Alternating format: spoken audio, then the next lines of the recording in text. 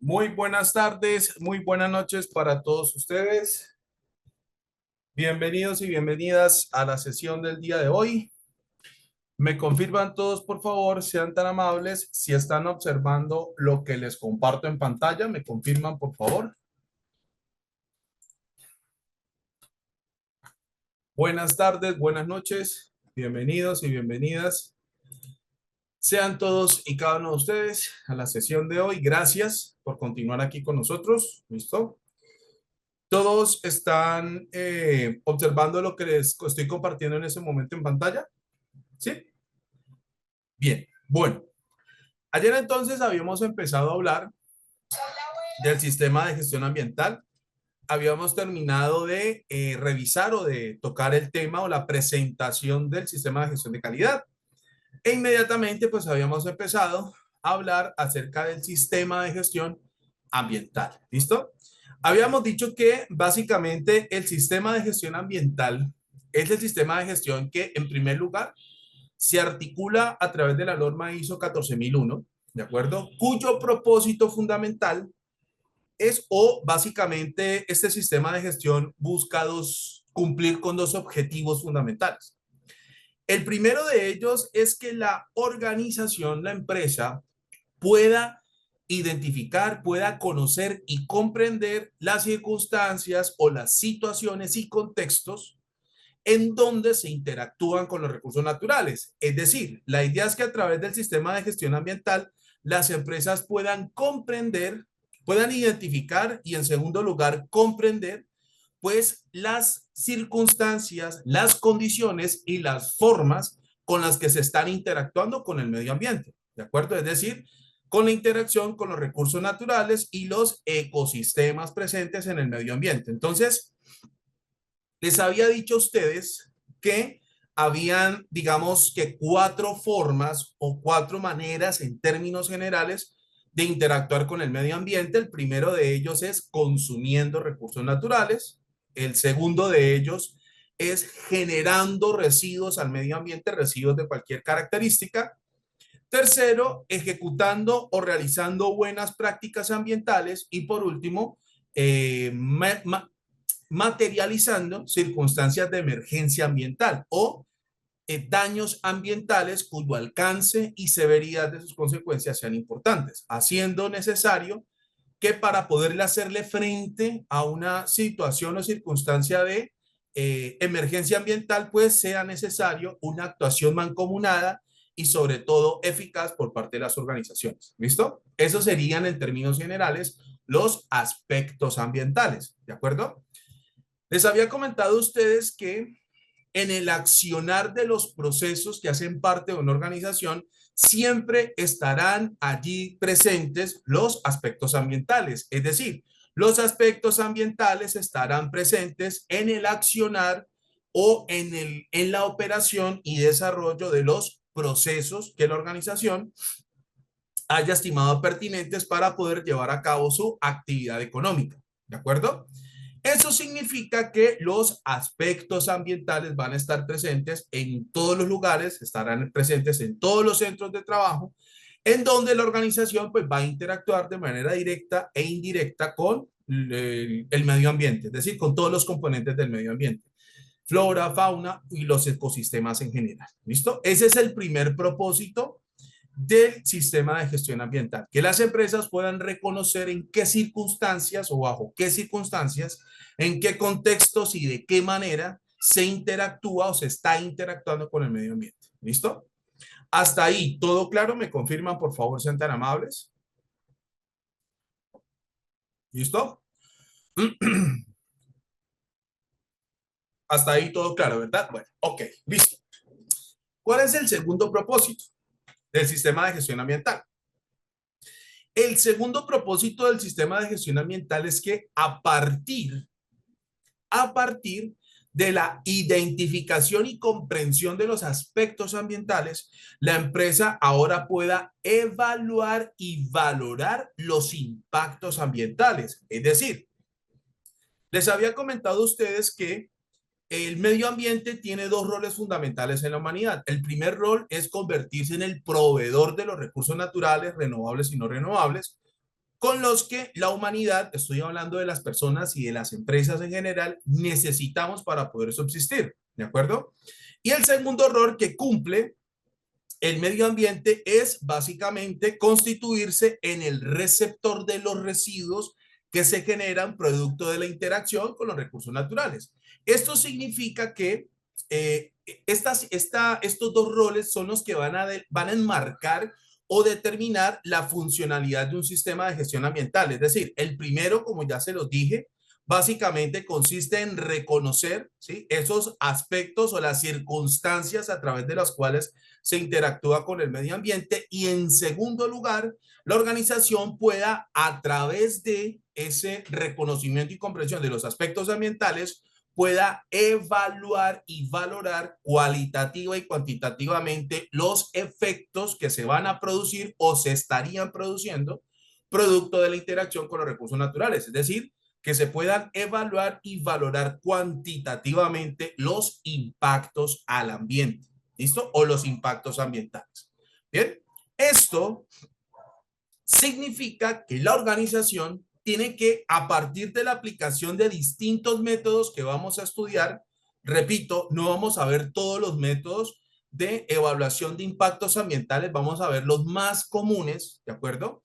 A partir de esos resultados o a partir de la evaluación de los impactos ambientales, la empresa pueda obtener la información pertinente, la materia prima necesaria para hacerle frente a los impactos y efectos, a los impactos y sus consecuencias, o básicamente hacerle frente a todos los efectos que pueda causar la organización producto del accionar de su actividad económica. ¿De acuerdo? Entonces, aquí tenemos los dos propósitos fundamentales de un sistema de gestión ambiental: permitirle a la empresa identificar, reconocer y comprender de qué manera está interactuando con el medio ambiente, y en segundo lugar puedan evaluar o determinar cualitativa y cuantitativamente el tamaño, el alcance, la significancia y la severidad de los impactos ambientales, para que con esa información las empresas puedan formular acciones para hacerle frente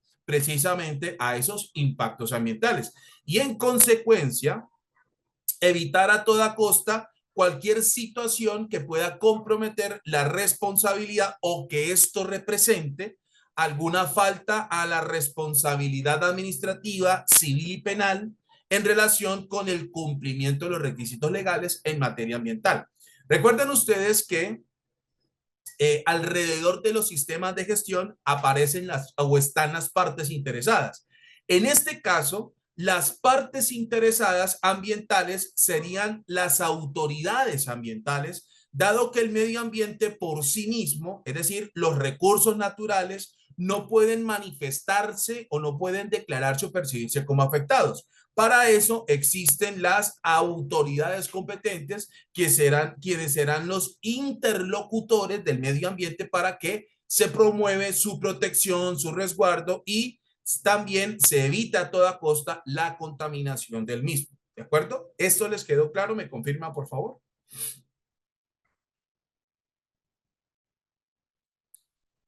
¿Listo? ¿Bien? Ok. Vale.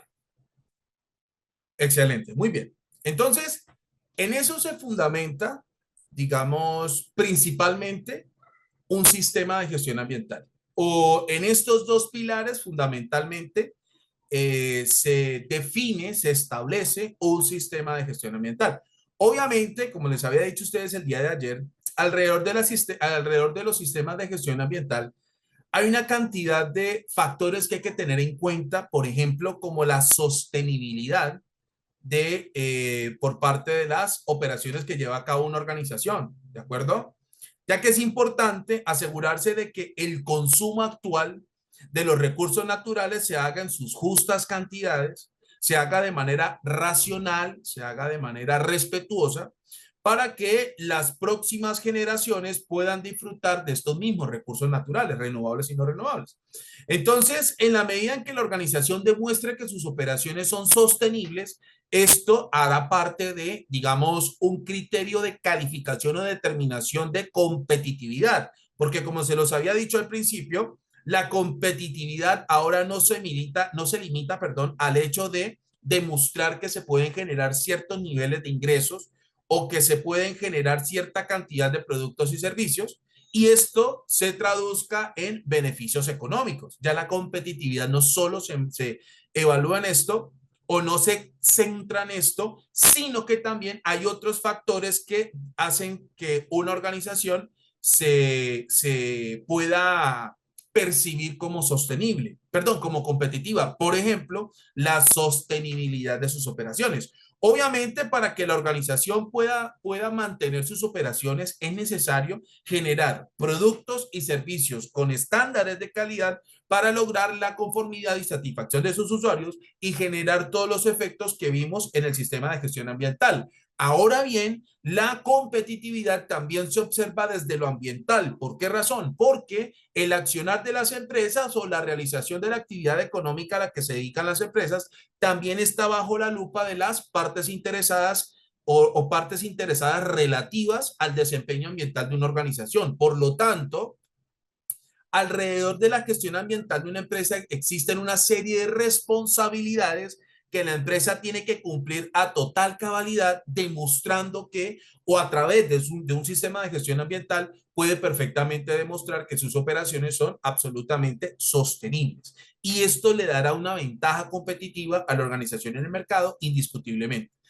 Como les decía a ustedes, para poder, digamos, formular acciones eficaces o que garanticen un accionar eficaz en relación con la mitigación de los impactos ambientales, es fundamental llevar a cabo la evaluación del impacto ambiental, que como les había manifestado a ustedes, hay muchos métodos, hay diversas técnicas para cualitativas y cuantitativas para llevar a cabo la evaluación del impacto ambiental, y los resultados que se obtengan de esa evaluación del impacto ambiental le va a permitir a la empresa tomar decisiones muy certeras en relación con las acciones y sobre todo la pertinencia y la coherencia de las acciones que se pretendan implementar o ejecutar para precisamente hacerle frente a los impactos ambientales. ¿Listo? Y también habíamos hablado del ciclo de vida. ¿Por qué razón? Porque resulta que los productos y servicios, digamos que en términos generales, tienen un ciclo de vida útil, es decir, todos los productos y servicios pasan por una etapa de diseño y desarrollo. Es cuando la empresa tiene una idea que quiere convertirla en un nuevo producto o servicio, ¿de acuerdo? Entonces, ese ejercicio de imaginación o ideación o de creación de la idea pasará luego a un proceso de desarrollo para materializarla en un prototipo, en unos planos o en algún elemento o representación gráfica que haga mucho más tangible la idea de lo que quiere hacer la organización en relación con los nuevos productos y servicios o servicios. Luego de la etapa de diseño y desarrollo viene la etapa de producción, es decir, la fabricación de productos o la generación de servicios. Una vez fabricados o generados los bienes y servicios, ahora pasaremos a la etapa de distribución o también conocida como provisión. En la provisión están la distribución y entrega de bienes y servicios. Luego de haberse distribuido y entregado los servicios, vendrá una etapa de consumo por parte de los usuarios y luego vendrá la última parte que será la disposición final. Entonces, en todas esas etapas del ciclo de vida, bienes y servicios, van a estar presentes los aspectos e impactos ambientales. Es decir, en todas las etapas del ciclo de vida, bienes y servicios, la organización va a interactuar de manera directa e indirecta con el medio ambiente. Y es allí donde también entra a jugar un papel muy importante el sistema de gestión de ambiental, ya que todas las acciones que se formulen para mitigar los impactos ambientales inherentes o los impactos ambientales pertinentes a la actividad económica a la que se dedica la organización dependerá en gran medida de los resultados de evaluación de los impactos ambientales y el análisis que tengan esos impactos ambientales en el ciclo de vida de bienes y servicios. ¿Esto les quedó claro, muchachos? ¿Me confirman, por favor, sean tan amables?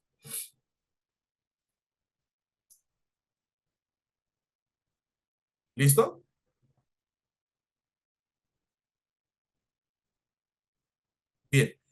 ¿Hasta aquí alguien tiene alguna pregunta? ¿Me confirman, por favor?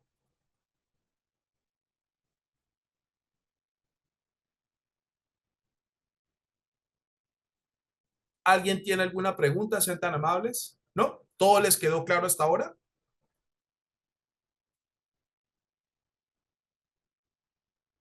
Bueno, muy bien. Vale, ok. Listo. Entonces, esas acciones, ¿sí? O digamos, el actuar de la organización con respecto a los impactos ambientales identificados se van a poder abordar o se deberán abordar precisamente a través de acciones. Es decir, las organizaciones van a poder o están en la posibilidad de formular planes de acción, materializarlos en protocolos, reglamentos, procedimientos, manuales instructivos, que vayan precisamente en pro de explicar o en pro de, digamos, desarrollar tareas y actividades que vayan encaminadas precisamente a hacerle frente a los impactos ambientales. Entonces, es allí donde yo les decía a ustedes, gracias mi querido Víctor, muchísimas gracias mi hermano, es allí donde les decía a ustedes que básicamente la organización a través de esos métodos de trabajo va a poder unificar criterios de actuación o va a poder definir métodos de trabajo que todos los colaboradores de la organización o todos los equipos de trabajo van a aplicar al unísono, es decir, siguiendo los mismos pasos, esperando generar los resultados esperados. Es decir, cuando una organización formula, por ejemplo, métodos de trabajo o unifica o estandariza los criterios de actuación, es precisamente con el ánimo de perseguir un objetivo y su meta. Por ejemplo, supongan ustedes que todos hacemos parte de una empresa y entre todos hemos elaborado un procedimiento, por ejemplo, para evaluar la calidad y las características de las materias primas, para ver si aceptamos las materias primas que nos entrega el proveedor o las rechazamos, ¿de acuerdo? Para eso se establecen una serie de tareas y actividades que todas esas tareas y actividades persiguen el mismo objetivo. ¿Cuál es? Aceptar o rechazar las materias primas que entregan los proveedores aplicando unos criterios de evaluación. ¿De acuerdo?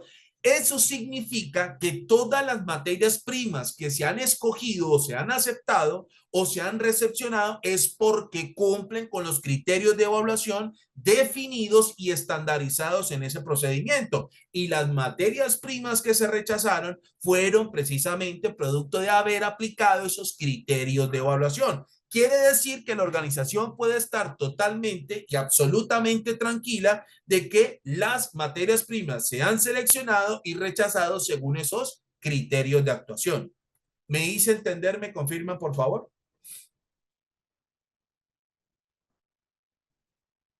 ¿Sí les quedó claro lo que les acabo de decir? Perfecto. Lo mismo sucede con los métodos de trabajo que se definan en materia ambiental. Es igual. Por ejemplo, supongan ustedes que nosotros como organización hemos definido un método de trabajo para darle disposición final a ciertos residuos. ¿De acuerdo? Según las características de los residuos, se van a recibir y se van a segregar, es decir, se van a separar, se van a almacenar hasta darle su disposición final. Quiere decir que todos los residuos que haya generado la organización, según su naturaleza, se han recepcionado, se han segregado, es decir, se han separado según los criterios de separación definidos en estos métodos de trabajo y se resguardarán según los tiempos establecidos en ese procedimiento. Por lo tanto, la organización puede estar absolutamente tranquila de que los residuos que genera la organización o se manifiestan o materializan producto de el accionar de la empresa se están gestionando según lo establecido en esos métodos de trabajo. Entonces, lo que busca el sistema de gestión ambiental es que a partir de los resultados que se hayan obtenido de la evaluación del impacto ambiental y el análisis del ciclo de vida de bienes y servicios, la empresa pueda convertir esos resultados en métodos de trabajo para convertirlos o para lograr que su aplicación sirvan como una estrategia o un mecanismo de defensa en relación con los impactos ambientales que estaría generando la organización. ¿Me hice entender, mis estimados estudiantes? ¿Me confirman, por favor?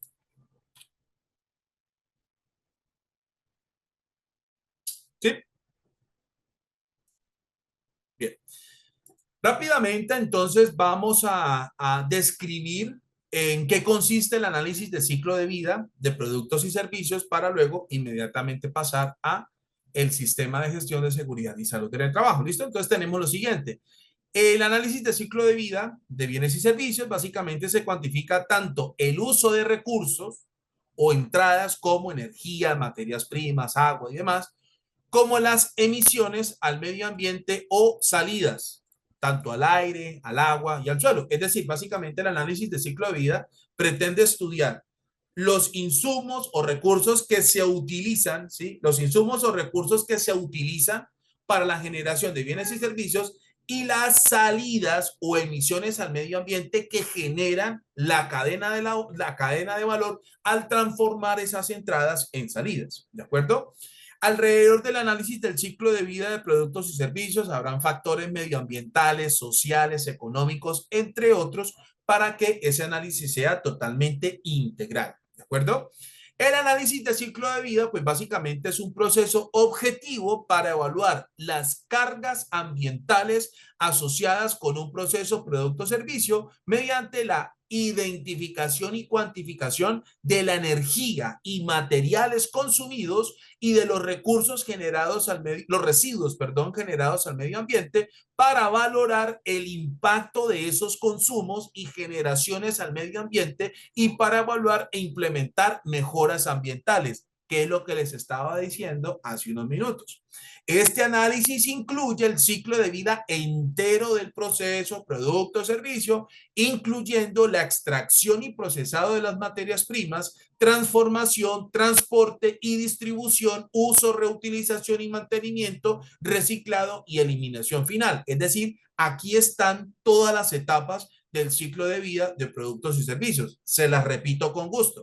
Este análisis incluye el ciclo de vida entero del proceso, producto o servicio, incluyendo la extracción y procesado de materias primas, la transformación, transporte y distribución de los productos terminados o de los servicios también, el uso, reutilización y mantenimiento y por último el reciclado y eliminación o disposición final. Digamos que en términos generales allí se reunirían todas las etapas del ciclo de vida de bienes y servicios. ¿Les quedó claro, mis estimados estudiantes, en qué consiste el análisis de ciclo de vida de bienes y servicios? ¿Me confirman, por favor? ¿Les quedó claro?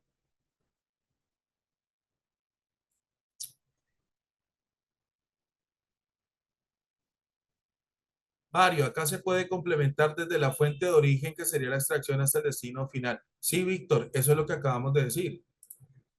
Eso es lo que acabo de decirles. Viene desde la extracción y procesado de las materias primas. Dentro de la extracción están las fuentes, ¿cierto? Las fuentes o el origen de las materias primas hasta la eliminación final, es decir, hasta la disposición final. En la disposición final incluimos el destino final que se le dan a los productos y servicios. Me hice entender, Víctor, y para todos me confirman, por favor, son tan amables. Vale. Ok, perfecto. Muy bien. Excelente. Entonces, básicamente, en estos términos o en con estos factores, es como hemos o le he presentado a ustedes el sistema de gestión ambiental. Cuando empecemos a revisar la norma ISO 14001, ¿de acuerdo? Vamos a entrar, obviamente, mucho más en detalle y a conocer a profundidad del sistema de gestión ambiental. Pero para que ustedes se hagan una idea de qué consiste un sistema de gestión ambiental, pues básicamente se fundamenta en estos dos pilares. O bueno, en los pilares que les mencioné a ustedes, la identificación y comprensión de los aspectos ambientales, ¿de acuerdo? La evaluación y valoración cuantitativa y cualitativa de los impactos ambientales a través de un método o técnica de evaluación de impactos ambientales y complementándose con el análisis de ciclo de vida de bienes y servicios, para que esa información o esos resultados le sirvan a la empresa como materia prima precisamente para implementar buenas prácticas ambientales o mejorar el desempeño de las prácticas ambientales que tal vez la organización ya esté realizando. Porque esa es otra situación que puede pasar. Es decir, cuando las empresas estén implementando o pretendan implementar un sistema de gestión ambiental, muy probablemente ya estén realizando algún tipo de medida que le haga frente o pretenda hacerle frente a los impactos ambientales, ¿de acuerdo? Permítame un minuto, mis estimados estudiantes, y ya estoy con ustedes. Muchas gracias. Perfecto, muchachos. Entonces, como les decía a ustedes, es muy probable que la empresa cuando esté implementando un sistema de gestión ambiental, es muy probable que ya se estén realizando algún tipo de actividad o algún tipo de buena práctica ambiental. Sin embargo, los resultados de la realización de esa buena práctica ambiental no sean sujetos ni de planificación, ni de control, medición, análisis y evaluación. Simplemente las empresas lo ejecutan porque sí, porque han visto en alguna fuente de información que esas buenas prácticas ambientales aportan al medio ambiente. Es decir, es cuando las empresas, que es lo que comentaba ustedes ayer, es cuando las empresas de repente dicen, a partir de mañana vamos a empezar a reciclar. Bueno, ¿y por qué lo vamos a hacer? Pues porque el reciclaje es bueno y vamos a contribuir a disminuir la contaminación en el medio ambiente.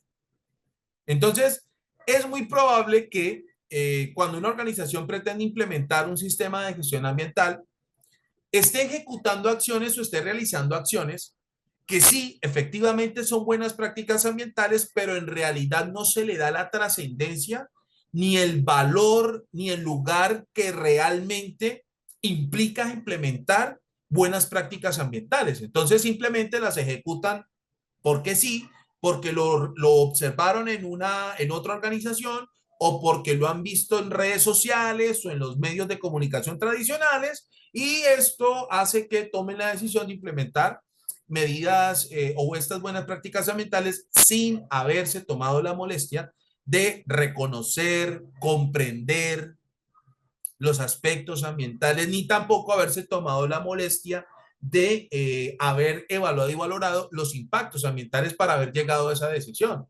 Y además simplemente la ejecutan sin ningún tipo de razón y no se toman la molestia de siquiera obtener resultados, consolidarlos, evaluarlos, analizarlos, medirlos y determinar si en realidad esas acciones son eficaces o no. Lo que pasa es que cuando pretendan hacer la medición, análisis y evaluación de esos resultados, no van a poder tener un punto de referencia o punto de comparación para decir si son eficaces. Es decir, si una organización pretende medir la eficacia y las medidas de reciclaje o reutilización que haya implementado sin haber determinado cualitativa y cuantitativamente los impactos ambientales, pues no va a tener un punto de referencia para decir si en realidad el desempeño ambiental de la empresa ha mejorado o no.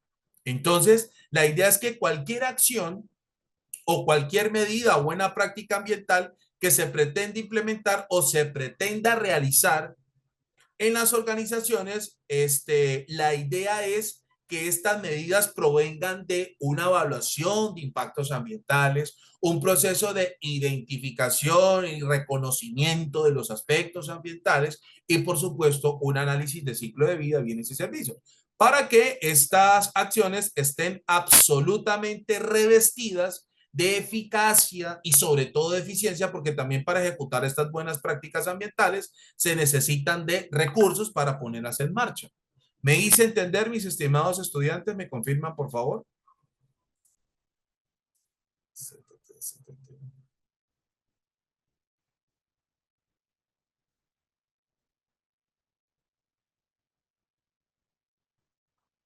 ¿Listo?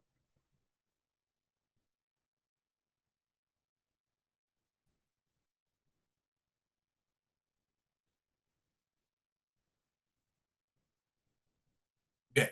Ok. Excelente. Vale. Entonces, digamos que con esto, pues hacemos una presentación, ¿sí? Con esto hacemos una presentación, digamos, del sistema de gestión ambiental o lo que nos vamos a encontrar cuando empecemos a revisar la norma ISO 14001. Bien, bueno. Cerramos entonces aquí la presentación del sistema de gestión ambiental articulado a través de la norma ISO 14001 y luego nos vamos para el sistema de gestión de la seguridad y salud en el trabajo. Permítanme un momento, por favor, y ya vamos a continuar con este sistema de gestión. ¿Listo?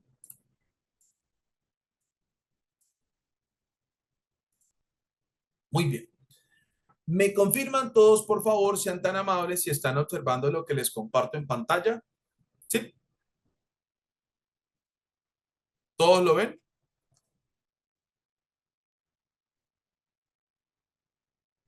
Bueno, muy bien.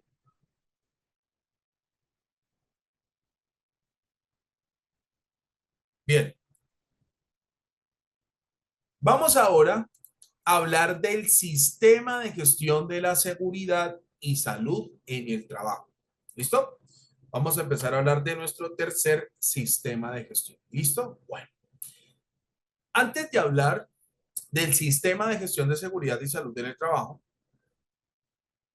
según lo que nos vamos a encontrar en la norma ISO 45001, es importante revisar algunos términos y definiciones para podernos contextualizar adecuadamente. ¿Listo? Es importante que a ustedes les quede claro qué significa trabajo y salud.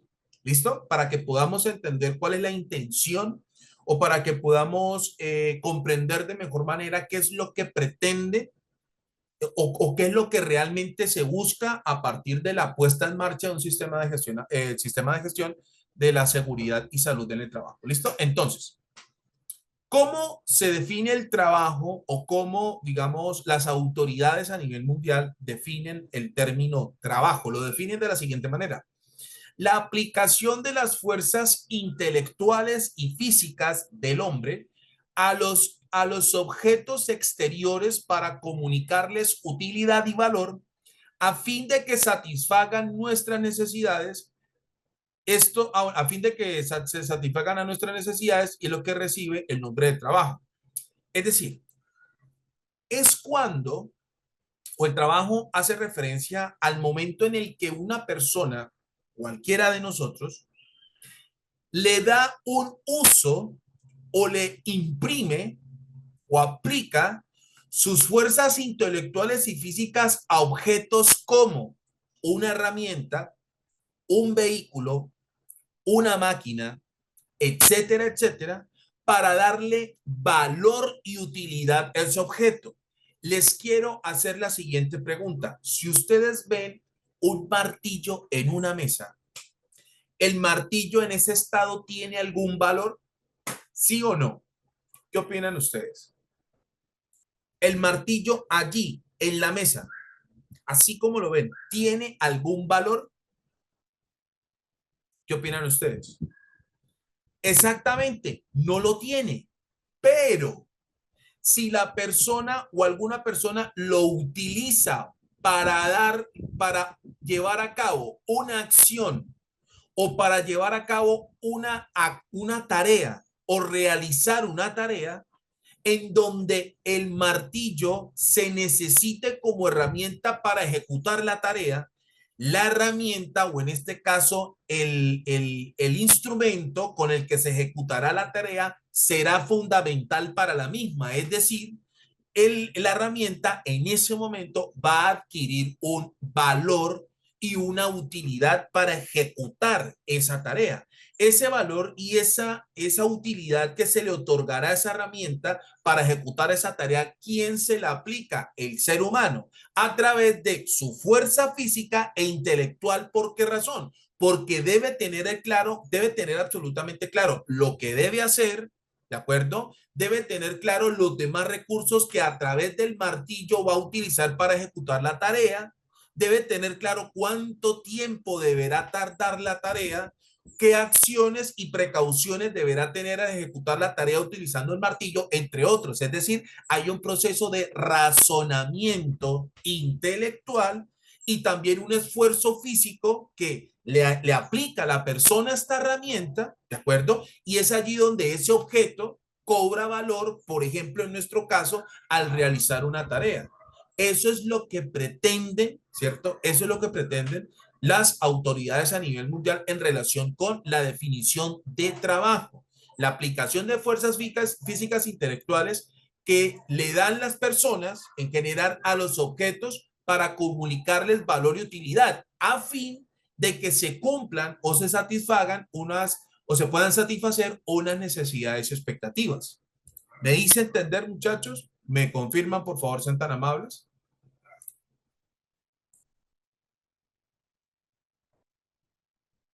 Bernardo, aquí estamos hablando del valor que tiene la herramienta al ejecutar una tarea o una acción. A eso nos hacemos referencia. Valor económico y demás, eso no nos interesa.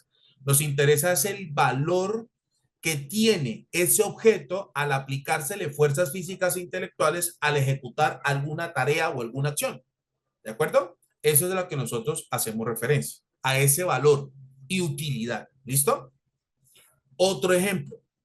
Supongan ustedes que nosotros tenemos un taladro guardado en algún lugar de la empresa o ubicado en algún lugar o en un sitio de almacenamiento de herramientas. Pregunto, así como está el taladro, así en esa situación, almacenado, guardado, resguardado, ¿tendrá algún valor o utilidad? Exactamente, no tendrá un valor y no tendrá utilidad hasta que se use, ¿de acuerdo? Hasta que se use, es decir, que la persona, ¿cierto? Le imprima o le aplique esas fuerzas intelectuales y físicas para ejecutar una tarea o para ejecutar una acción. Allí cobra valor y utilidad de esa herramienta porque se necesita, es fundamental para ejecutar alguna acción o alguna tarea. ¿Listo? Entonces, así definen, digamos, las autoridades a nivel mundial el término trabajo. Repito, no estamos hablando ni de valor económico, ni de depreciación, ni nada por el estilo. Estamos hablando del valor que tiene o la importancia y significancia que tiene esa herramienta o cualquier objeto al ejecutarse una tarea o una acción en donde signifique aplicar fuerzas físicas e intelectuales a fin de cumplir o satisfacer ciertas necesidades y expectativas. Eso es lo que conocemos o lo que se conoce como trabajo. ¿Esto les quedó claro, muchachos? ¿Me confirman, por favor, sean tan amables? ¿Sí? ¿Listo? Hasta aquí con respecto a esta definición, ¿alguien tiene preguntas? ¿Alguien tiene alguna consulta? ¿O todo está claro? ¿Todo está claro? Bueno, ok. Listo, muchachos. Seguimos entonces. Eso significa que obviamente nosotros como seres humanos estamos asociados al trabajo. ¿Por qué? Porque todo el tiempo estamos utilizando objetos, ¿cierto? En el que les estamos dando o aplicando, aplicando fuerzas físicas intelectuales precisamente para darle un valor y utilidad a esos objetos. ¿De acuerdo? Por lo tanto, al realizar o ejecutar algún trabajo o al realizar o al aplicar fuerzas físicas e intelectuales, es posible que la vida o la seguridad, salud y bienestar de la persona que ejecuta esa labor o ejecuta esa tarea esté en riesgo. Es decir, que exista la posibilidad de que se pueda perjudicar esa seguridad, salud y bienestar. ¿Por qué razón? Porque alrededor de los objetos hay muchísimos factores o con respecto a la interacción de los objetos que se requieran para realizar alguna acción o alguna actividad según la definición del concepto de trabajo hay una serie de factores y circunstancias que estarían alrededor de ese objeto y que al momento de utilizarse ese objeto en la realización de X o Y tarea o en la realización de X o Y acción, la seguridad, salud y bienestar de quien está utilizando ese objeto pueda perjudicarse o pueda comprometerse. Y esa exposición puede o esa interacción puede generar efectos obviamente negativos a la seguridad, salud y bienestar de quienes interactúan con esos objetos en el corto, mediano y largo plazo, para determinar la probabilidad con la que se vaya a materializar esa situación no deseada en relación con la seguridad, salud y bienestar de quienes interactúan con esos objetos. Hay una serie de elementos y factores que estudiaremos más adelante. ¿Me hice entender hasta aquí? ¿Me confirman, por favor, sean tan amables? ¿Sí?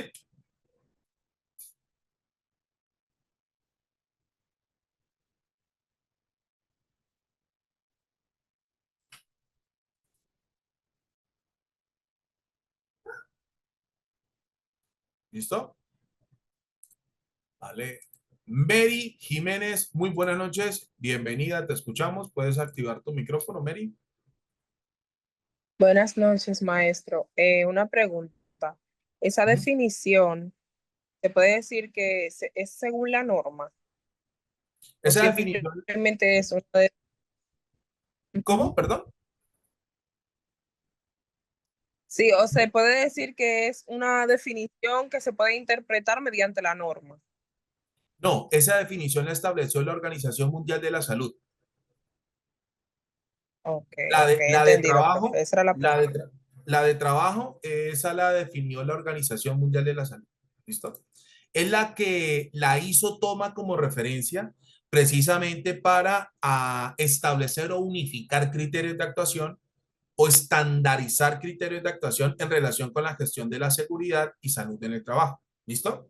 La ISO es una organización internacional que toma como referencia las definiciones, los términos, conceptos, eh, reglamentos, protocolos que definen las autoridades a nivel mundial. Por lo tanto, en materia de seguridad y salud del trabajo, los dos referentes de la ISO son la Organización Mundial de la Salud y la Organización Internacional del Trabajo. Y de ahí todos los pronunciamientos que generen estas dos entidades, la ISO las incorporará poco a poco, en la medida que vaya avanzando el tiempo, en las normas internacionales, ¿de acuerdo? Pero digamos que la ISO, la formulación de términos y definiciones que genera la ISO a través de sus normas internacionales se generan producto de pronunciamientos de entidades, organizaciones a nivel nacional o autoridades a nivel internacional en materia ambiental, en materia de calidad, en materia de seguridad y salud del trabajo, en materia de gestión e inocuidad de los alimentos, en materia de seguridad vial, seguridad de la información, etcétera, etcétera. ¿Les quedó esto claro, muchachos? ¿Me confirman, por favor? ¿Sí? ¿Listo? Bueno, muy bien, perfecto. Bien. Ahora, vamos entonces, como ya nos quedó, digamos, clara la definición de trabajo, ¿sí? Ahora vamos a hablar de salud, ¿de acuerdo? Vamos a hablar entonces ahora de salud. En un principio, exactamente en el año de 1986, la Organización Mundial de la Salud genera la siguiente definición o genera el siguiente concepto con respecto a este término, salud. ¿Cómo lo definió en ese entonces? Dice, estado en el que se mantiene un efectivo bienestar físico, psíquico y social. Ese concepto de salud lo generó la Organización Mundial de la Salud casi hace 40 años, ¿cierto? El cual en el año 2011, digamos que amplía ese bienestar, ese efectivo bienestar psíquico, físico, psíquico y social. Es decir, en un principio, para hablar de salud, o a partir del año 1986 hasta antes del año 2011, Al hablar de salud, se pretendía lograr un equilibrio entre estos tres contextos, el bienestar físico, psíquico y social. ¿Por qué razón? Una persona, al ejecutar una tarea, pone a prueba toda su fisionomía, ¿de acuerdo? Por ejemplo, al levantar un objeto del suelo, pone a prueba su fisionomía aplicando fuerzas. Supone a prueba su anatomía para aplicar una fuerza o realizar un esfuerzo, por ejemplo. Al utilizar una herramienta como un martillo, por ejemplo, pone a prueba su anatomía, pone a prueba la fuerza que debe imprimirle al martillo para que se cumpla la tarea que se esté realizando. ¿De acuerdo? ¿Por qué psíquico? Porque alrededor del desempeño laboral de una persona hay factores psicológicos que pueden tener efecto positivo o negativo en el desempeño del trabajador. Es decir, hay factores como el estrés que puede desencadenar consecuencias en el desempeño laboral del trabajador y esas consecuencias pueden perfectamente perjudicar o resguardar su seguridad, salud y bienestar. Les coloco el siguiente ejemplo. Una persona, digamos, psicológicamente estable, como lo definen las autoridades en psicología o los profesionales en psicología, establece que puede perfectamente o puede de alguna manera sobrellevar por ejemplo, la frustración sin llegar a tomar represalias o proyectar lo que provoca la frustración en otra persona, por ejemplo, a través de una agresión física o verbal.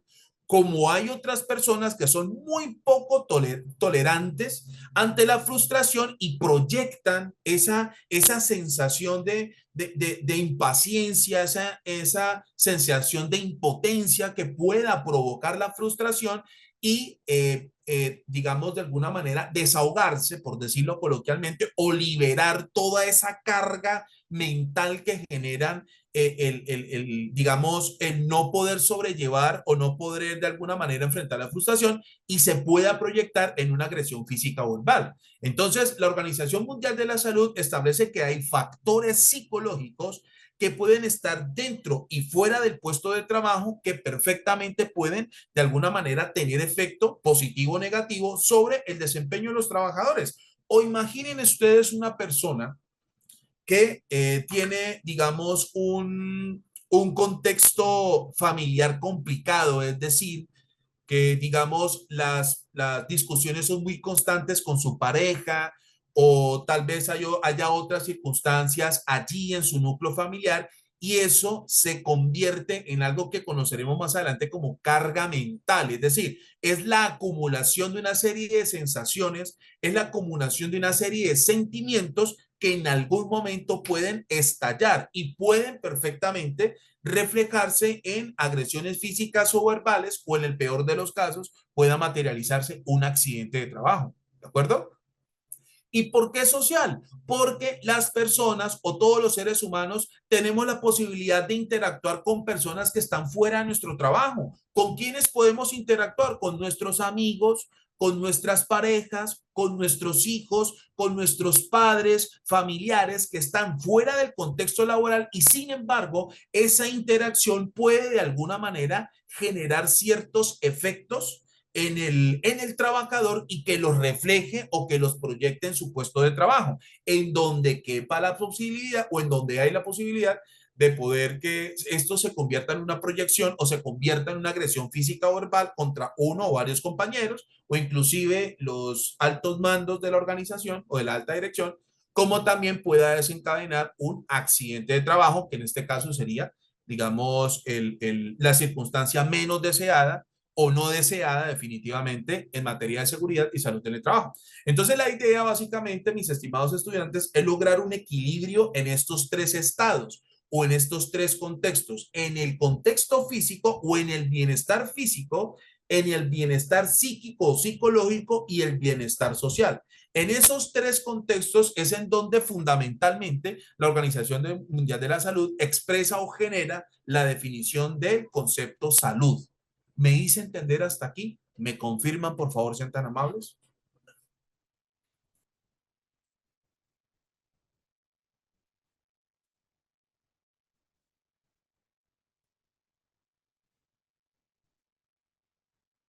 ¿Listo?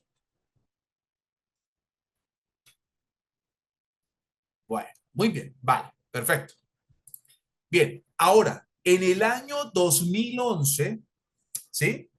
La Organización Mundial de la Salud ahora precisamente amplía el bienestar, lo que significa el bienestar físico, psíquico y social, que es lo que les acabo de decir. ¿Por qué razón?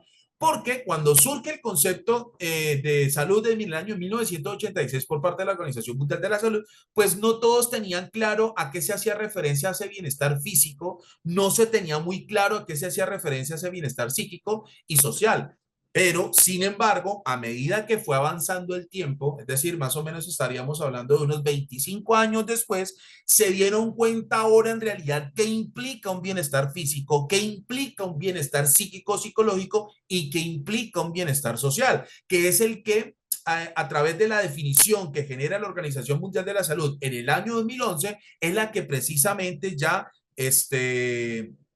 desarrolla un poco más ese bienestar en esos tres estados o ese bienestar en esos tres escenarios, que es la definición o corresponde a la definición que ustedes están viendo en este momento. Dice así, estado de bienestar en el que una persona es consciente, escuchen con atención, es consciente de sus propias capacidades, puede afrontar las tensiones normales de la vida, puede trabajar de forma productiva y fructífera y es capaz de hacer una contribución a su comunidad. Les voy a explicar parte por parte esta definición porque es trascendental para nosotros los estudiantes, para los auditores, que nos quede totalmente claro qué significa salud para poder comprender el contenido de la norma ISO 45001. Dice, primero, estado de bienestar en el que una persona es consciente de sus propias capacidades, incluyendo sus limitaciones. Es decir,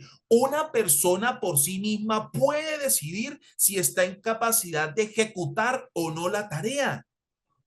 ¿De acuerdo? ¿Por qué? Porque es consciente de sus capacidades y limitaciones.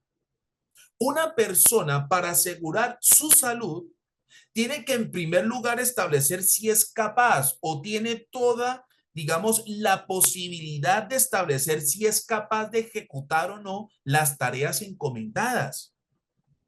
¿De acuerdo? Por eso la Organización Mundial de la Salud dice que una persona es el estado de bienestar, es decir, es el estado de tranquilidad en donde una persona sabe o conoce sus propias capacidades y limitaciones y en ese orden de ideas podrá determinar la ejecución o no de esa tarea, en donde hay una comprensión o una claridad exacta de su fisionomía, de su fuerza y otras características anatómicas y fisiológicas que le permiten a la persona hacer un razonamiento y decir, esta tarea la puedo hacer o no la puedo hacer. Eso hace parte del bienestar. ¿Me hice entender hasta ahí? ¿Me confirman, por favor? Sean tan amables. ¿Sí?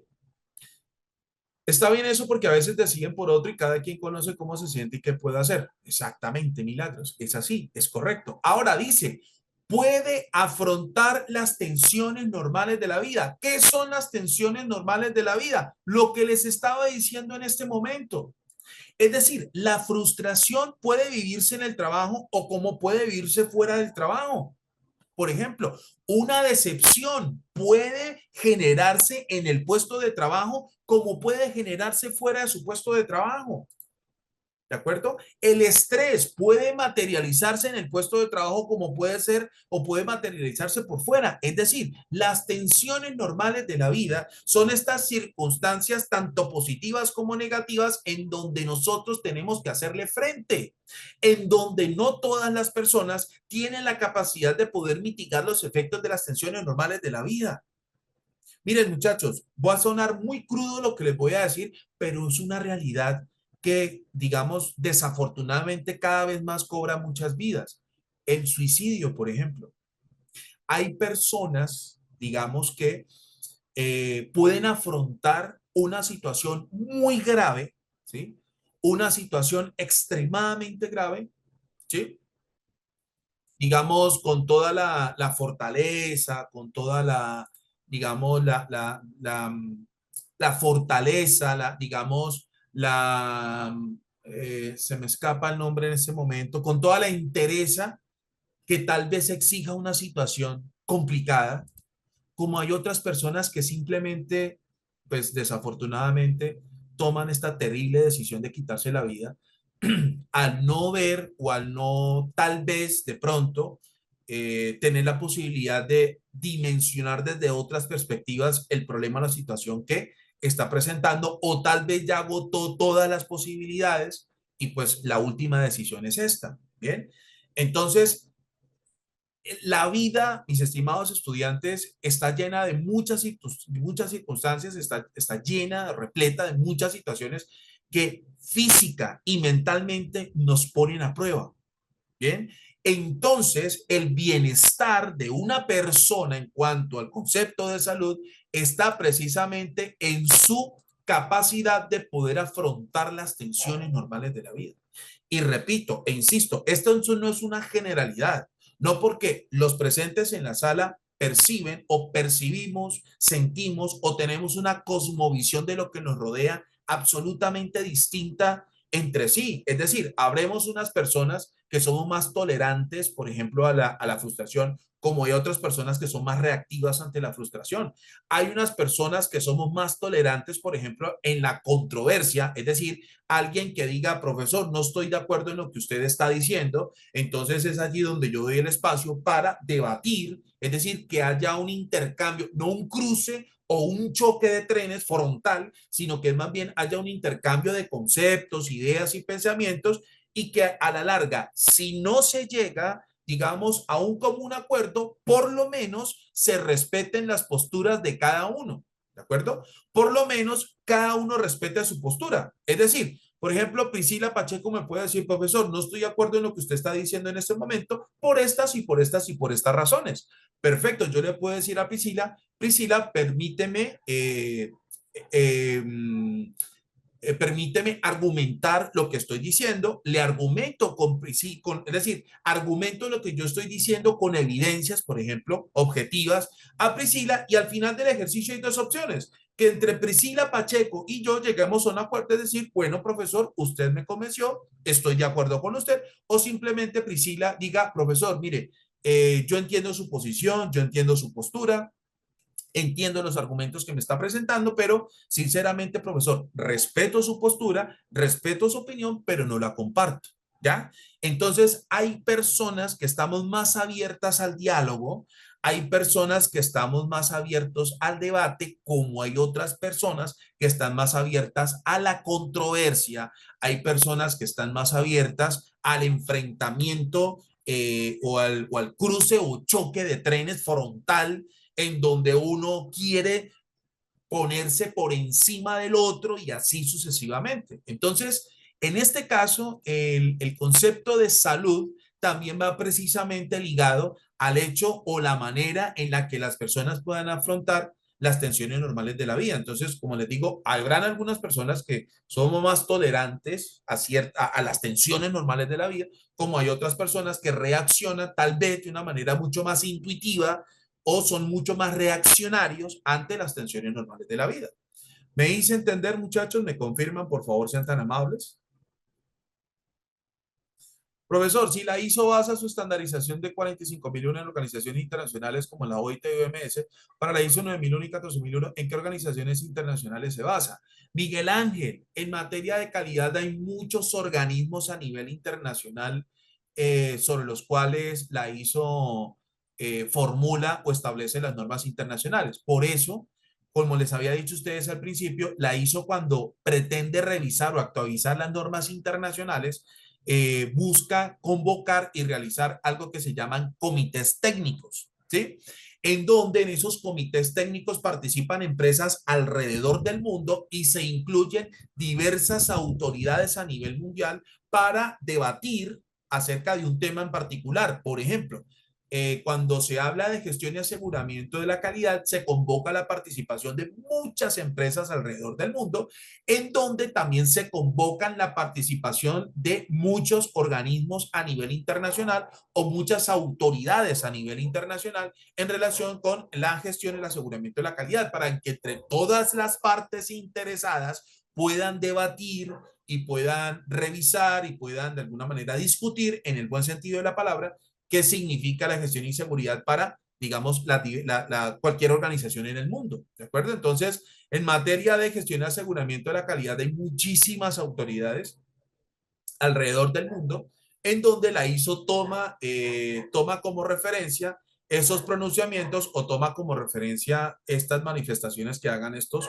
organismos o autoridades a nivel internacional. Lo mismo sucede en ISO con la gestión de seguridad y salud en el trabajo. Es decir, los pronunciamientos que hace la Organización Mundial de la Salud, la Organización Internacional de Trabajo, son referencias, ¿de acuerdo? Son referencias o son referentes muy importantes a nivel internacional.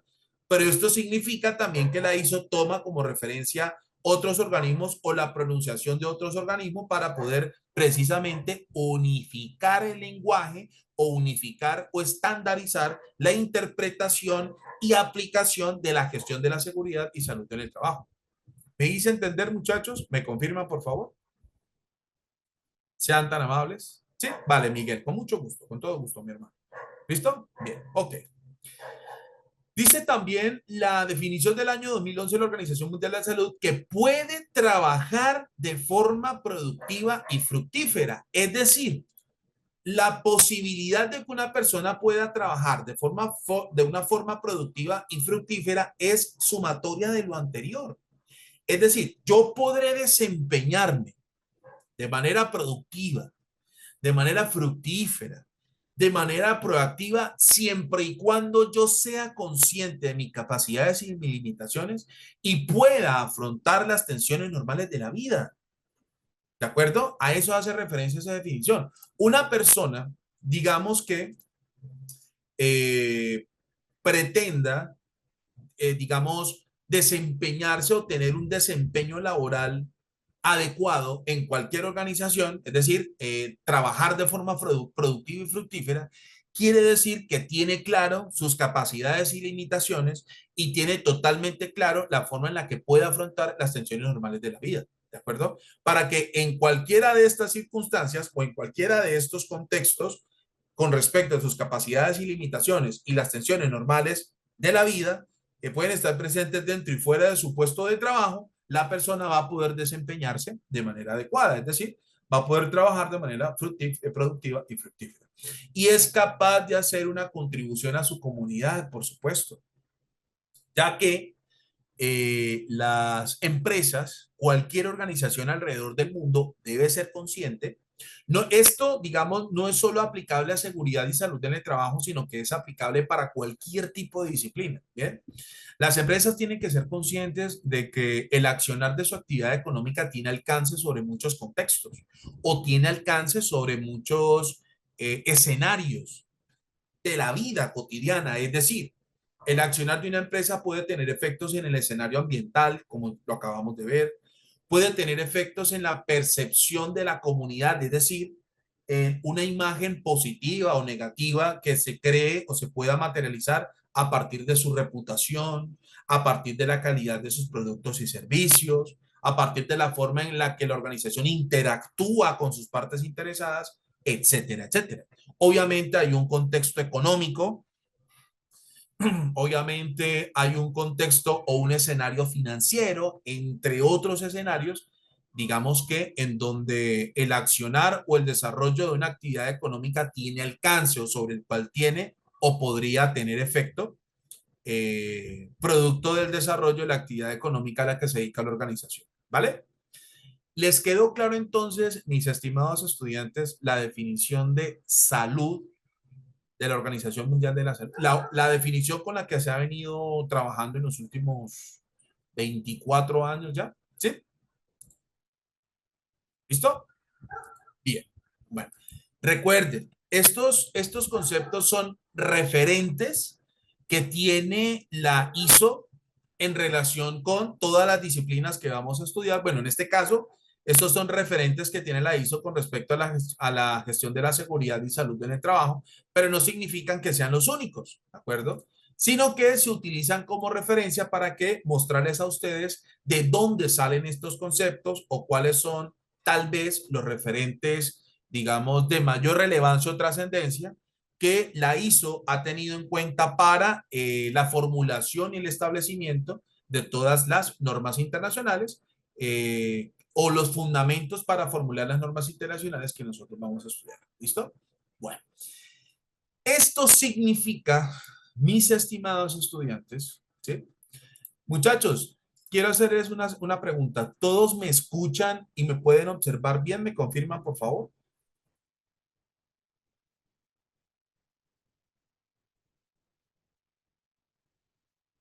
¿Sí?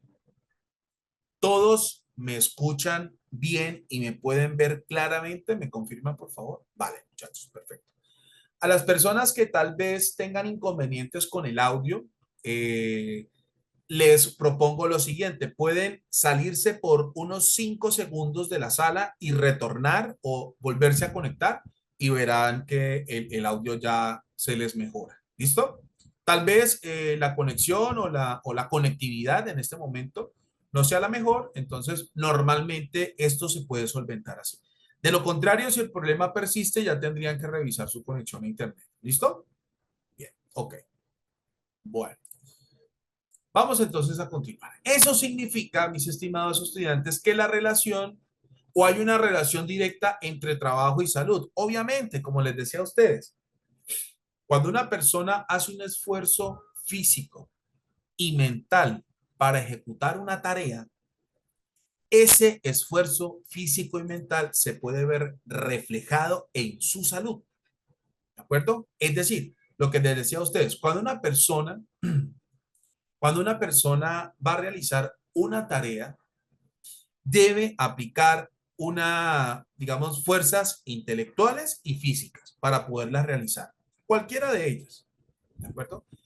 Eso significa que ese esfuerzo físico y mental en el corto, mediano y largo plazo puede generar efectos en la salud de las personas. Pueden generar consecuencias en la seguridad y salud o en el bienestar, la seguridad, salud y bienestar de las personas. ¿De acuerdo?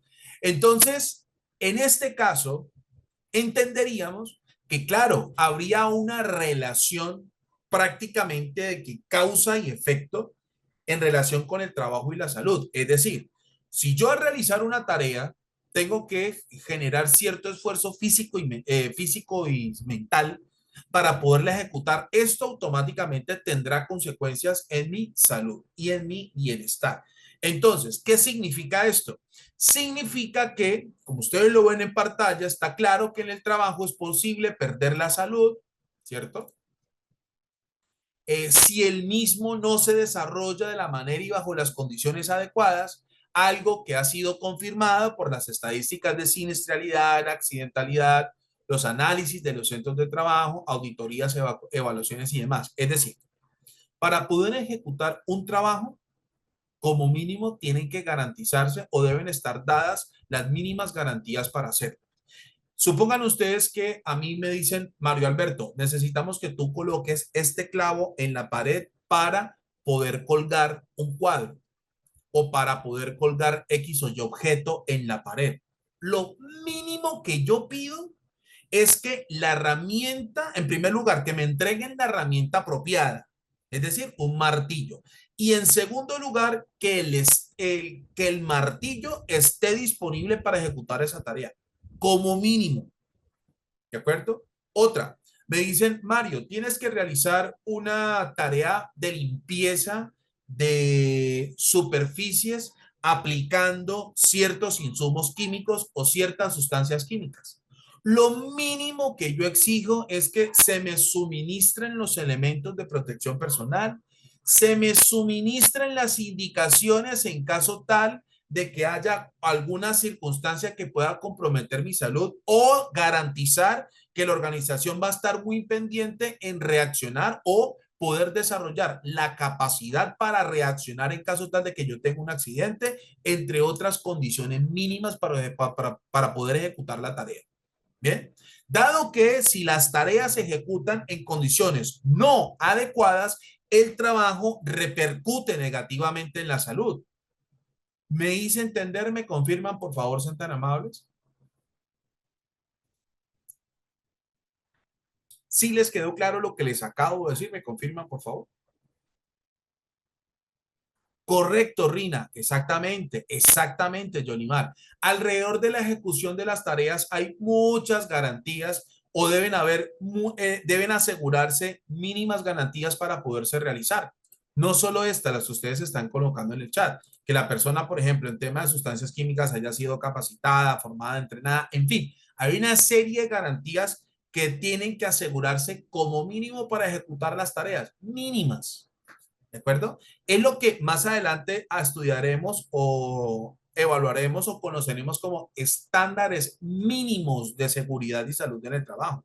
Los estándares mínimos de seguridad y salud en el trabajo no son solamente aplicables en Colombia, son aplicables en cualquier parte del mundo. Cuando hablamos de estándares mínimos de seguridad y salud en el trabajo, simple y sencillamente son las mínimas garantías que debe asegurar la organización para la ejecución de tareas y actividades.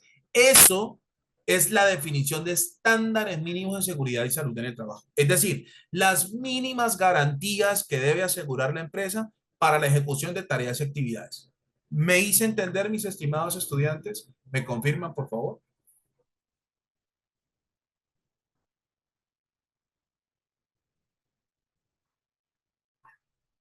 ¿Listo? Bien. Entonces, como les decía a ustedes, si no están las mínimas garantías dadas o aseguradas para que se lleven a cabo las tareas y actividades, entonces el trabajo ahora repercutirá o tiene la posibilidad de poder repercutir negativamente en la salud de quien ejecuta esa tarea o esa labor o ejecuta ese trabajo. ¿Listo?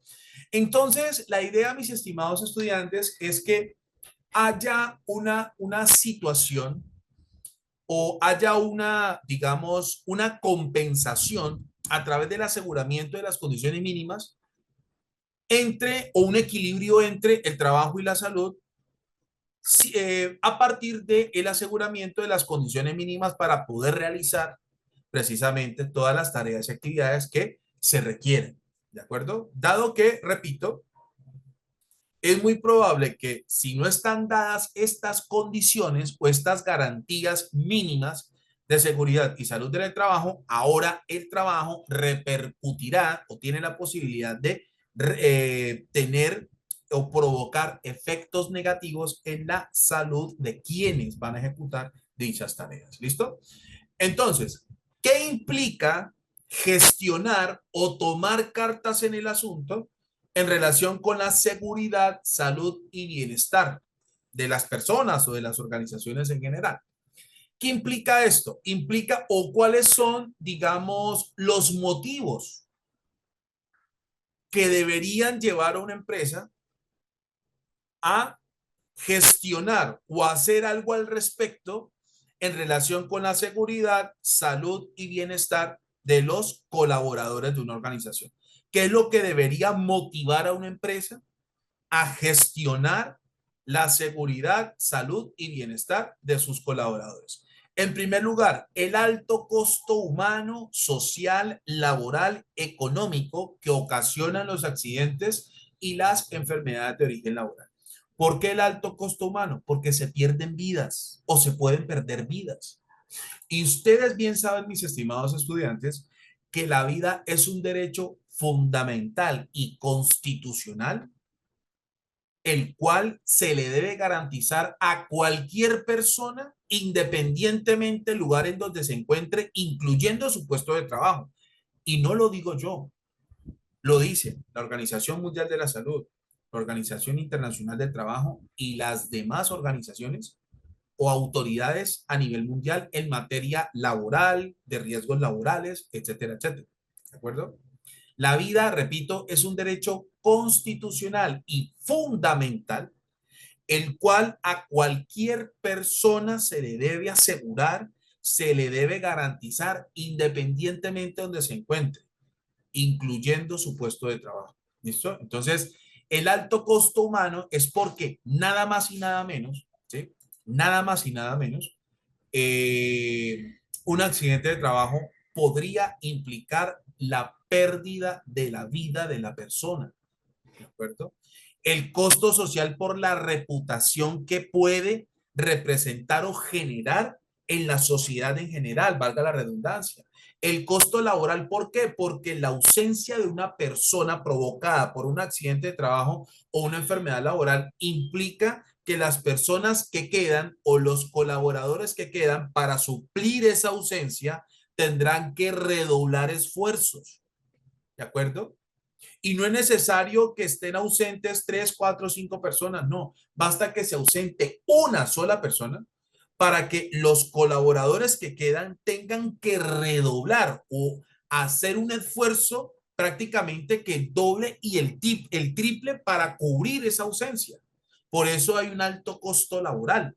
En cuanto a la capacidad instalada y productiva que debe asegurar la organización para poder llevar a cabo una actividad económica al haberse materializado un accidente de trabajo o una enfermedad de origen laboral. Económico, ¿por qué? Porque obviamente el desempeño o la productividad de una organización al de alguna manera pretender cubrir esa ausencia implica obviamente sobrecostos o puede inclusive representar una disminución en la capacidad productiva y en consecuencia pueda representar la menos ingresos o la recepción de o disminuir la capacidad de poder generar ingresos, etcétera, etcétera. ¿Listo?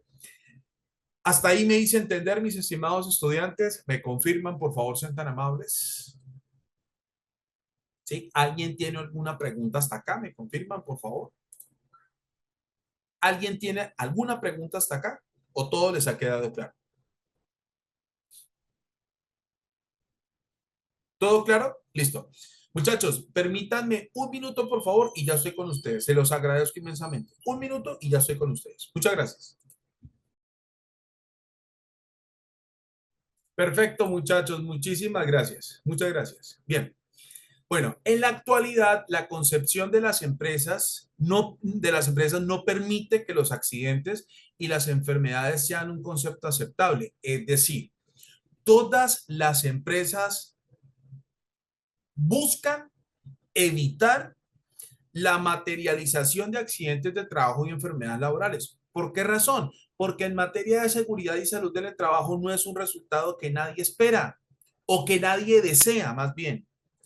Quiero hacerles la siguiente pregunta. ¿Será que en las empresas hay un cronograma de accidentes de trabajo en donde la empresa diga, bueno, esperamos que en este mes se nos accidente una persona, en el mes siguiente se nos accidenten dos, al tercer mes se nos accidente uno nada más? ¿Ustedes creen que las empresas planifican los accidentes de trabajo? Exactamente. Ninguna organización,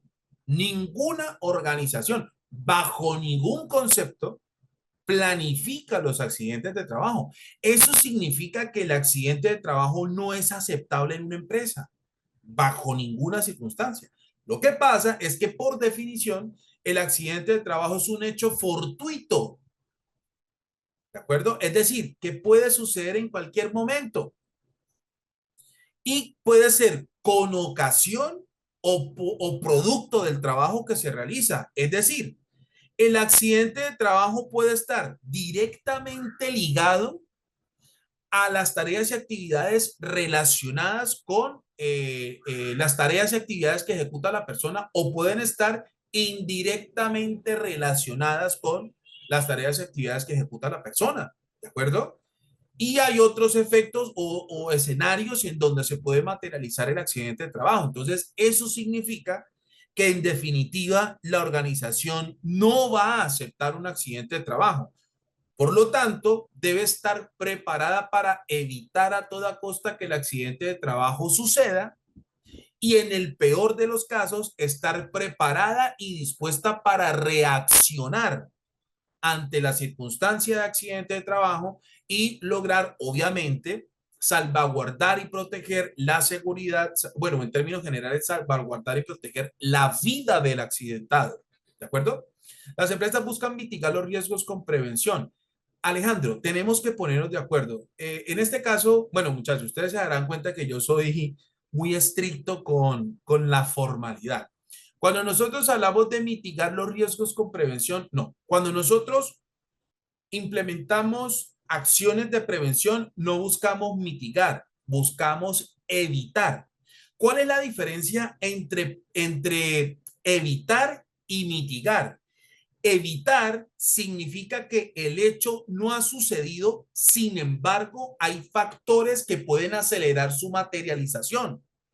Y por lo tanto, al identificarse esos factores que pueden acelerar su materialización, se implementan acciones para evitar que esos factores digamos, se hagan realidad y suceda lo que no queremos que suceda, como lo es el caso de un accidente de trabajo. Mitigar, ¿qué significa? Que definitivamente lo único que puede hacer es hacerle frente a algo que ya sucedió por la significancia y severidad de sus consecuencias, en donde no haya posibilidad alguna de poderlo evitar. ¿Por qué? Porque se genera constantemente. Ejemplo, les quiero colocar el siguiente caso. Supongan ustedes que estamos en una organización que tiene chimeneas y esos humos son inherentes, es decir, esos humos se generan sí y solo sí por el desarrollo de la actividad económica. La única forma de evitar que esos humos salgan por esa chimenea es diciéndole a la empresa, dedíquense a otra cosa, ejecuten otra actividad económica y listo, eliminamos el problema de raíz. Pero como eso podría resultar exageradamente costoso para una organización, lo único que puede hacer es implementar acciones para evitar que esos residuos o ese material particulado o esas emisiones estén dentro de los rangos admisibles por la ley o dentro de los rangos de carga ambiental admitida por las autoridades competentes, dado que no es posible evitar que esos humos se materialicen, ya que esos humos o esas emisiones son inherentes a la actividad económica de la empresa. En ese caso, estaríamos mitigando esa situación.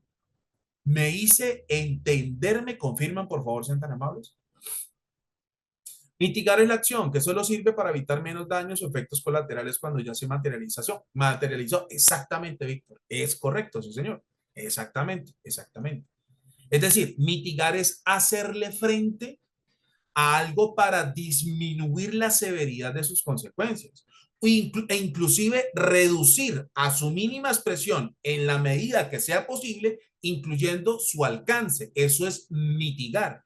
Prevenir es tener la capacidad de poder que, evitar que suceda lo que no queremos que suceda. Por ejemplo, un accidente de trabajo sí se puede evitar, ¿de acuerdo? Un accidente de trabajo no se mitiga. Un accidente de trabajo o se puede prevenir o en el peor de los casos, cuando suceda, se puede mitigar. ¿Por qué? Porque quiero hacerles esta pregunta, muchachos. ¿Los elementos de protección personal sirven para prevenir accidentes de trabajo? ¿Qué opinan ustedes?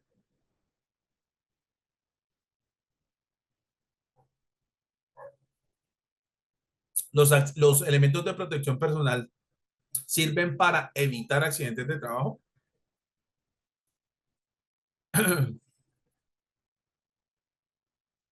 Bien, el 99.9%, el 99.9% de los accidentes de trabajo suceden con los elementos de protección personal puestos.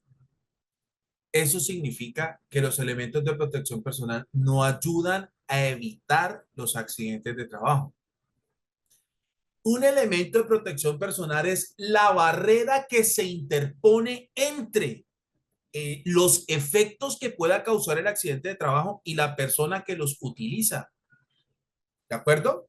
La protección o los elementos de protección personal sirven como barrera para mitigar o disminuir la severidad de los efectos o consecuencias que pueda generar un accidente de trabajo. Ejemplo, imagínense ustedes recibir un impacto de un ladrillo a cierta altura directo a la cabeza sin tener ninguna protección y comparemos ese mismo hecho pero con un casco de seguridad puesto. Es decir, la caída del objeto se da con o sin casco. ¿Estamos de acuerdo? ¿Me confirman, por favor? La caída del objeto se puede dar con o sin casco. Así de sencillo. ¿De acuerdo? Lo que pasa es que cuando la persona tiene puesto el casco de seguridad, esa barrera que crea el casco entre la caída del objeto y la persona que lo utiliza ayuda a disminuir o a mitigar o a hacerle frente a la severidad de las consecuencias que pueda provocar la caída de ese ladrillo en la cabeza de la persona sin protección. Entonces, mis estimadísimos estudiantes, queda completamente claro que los elementos de protección personal no evitan accidentes de trabajo. ¿Me hice entender? ¿Me confirman, por favor, sean tan amables? ¿Listo? Miren, me acuerdo, bueno, aquí hago un pequeño paréntesis para compartirles una experiencia personal. Me sucedió aquí en Colombia, de hecho. En una oportunidad estuve en un proyecto con una empresa, Ecopetrol, que es la empresa colombiana de petróleos aquí en Colombia, ¿sí? Y tuve la oportunidad con ellos de visitar muchos lugares o centros de trabajo donde se hacía la explotación de los hidrocarburos. Y había una señorita, era una dama, que decía e insistía que los elementos de protección personal ayudaban a evitar accidentes de trabajo.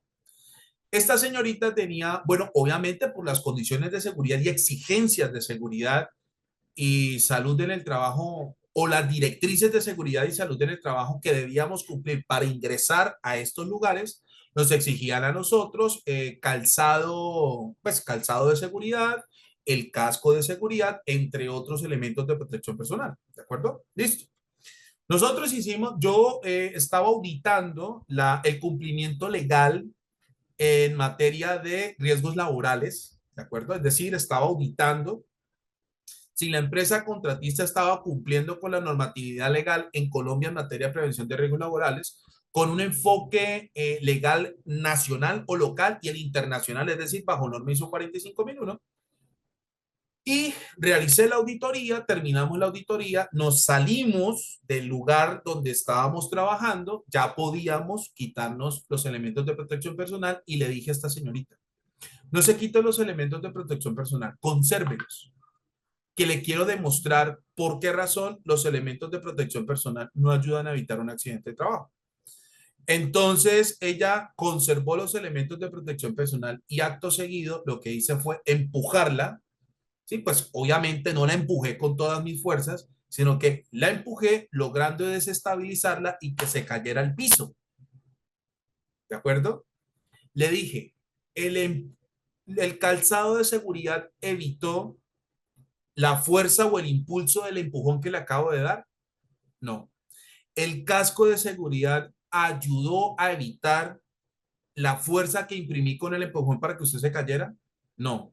¿Le quedó claro que los elementos de protección personal no ayudan a evitar accidentes de trabajo? La respuesta fue sí. En algunos casos, mis estimados estudiantes, desafortunadamente, hay que, obviamente, no recurrir a la violencia ni al daño físico ni nada por el estilo, sino que en algunos casos tenemos que ser muy ilustrativos para poder lograr que se entienda, digamos, la esencia fundamental de lo que en realidad representa, por ejemplo, la implementación de medidas de prevención y mitigación en relación con riesgos laborales. ¿Listo? Entonces, esto es una de las tantas medidas o esta es una de las tantas estrategias que en más de 18 años de experiencia laboral o trayectoria profesional que tengo con sistemas de gestión, me han dado. Claro, Víctor, lo que pasa es que desafortunadamente fue muy osado de mi parte, sí, por supuesto, lo reconozco. Obviamente no la lancé contra el piso, digamos, contra el piso de concreto o alguna superficie que en realidad la pudiera lesionar. No, yo la empujé y logré que se estabilizara y cayera sobre, digamos, una superficie, por decirlo así, revestida ¿cómo es que se llaman? De bolsas, ¿cierto? Bolsas que se utilizan para la recolección de residuos, es decir, bolsas, ¿cómo es que se llama? Paquetes de bolsas, ¿cierto? Que vienen por millares, que son más o menos como así de grandes, bolsas plásticas en donde estaban obviamente ubicadas en el suelo para poderse utilizar, bolsas vacías porque pues, las bolsas no tenían ningún residuo. Entonces era como una especie de colchón, ¿de acuerdo? Que alcanzó obviamente a amortiguar la caída, porque donde yo la empuje hacia el piso sin ningún tipo de amortiguación, obviamente la pude haber lesionado, pero pues la idea no era esa. La idea era que un hecho fortuito, ¿cierto? Puede desestabilizar a cualquier persona y por el simple hecho de portar elementos de protección personal, ese hecho fortuito o esa situación no va a evitar que el accidente suceda. Claro, como les digo yo, yo logré desestabilizarla, pero llevarla hacia pues obviamente hacia una zona, obviamente que tuviera amortiguación. Y si hubiese sido frágil de la muñeca, no, Víctor, yo conocía perfectamente la anatomía de esta persona, porque nosotros o yo era el encargado de auditar el sistema de gestión de seguridad del salud del contratista y tuve acceso a los resultados de exámenes médicos ocupacionales. Así que no te preocupes que yo conocía perfectamente la anatomía de esta persona. Es decir, yo sabía lo que estaba haciendo. Obviamente no era así de la nada, sino que obviamente yo tuve acceso a los resultados de los exámenes médicos ocupacionales y se confirma que efectivamente esta persona este, estaba en total capacidad física, fisiológica para poder afrontar inclusive o las exigencias que implica el ser un coordinador de campo, que ese era su rol, un coordinador de campo para poder desempeñarse en un cargo como este de esa gran responsabilidad tiene que cumplir con unos requisitos físicos muy exigentes.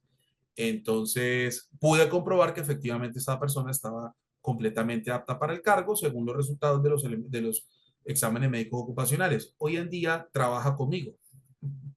Hoy en día esta persona trabaja conmigo, trabaja con unos proyectos que tenemos en Ecuador. En este momento tengo unos contratos, unos proyectos en Ecuador. Entonces, esta persona pues trabaja conmigo y hemos hecho una muy buena conexión. Entonces, de estas situaciones se aprende y se pueden ganar muy buenos contactos y muy buenas amistades, por supuesto. ¿Listo? Bien, cerremos el paréntesis. Pregunto de nuevo, muchachos, ¿les quedó claro entonces por qué razón los elementos de protección personal no evitan accidentes de trabajo? ¿Listo?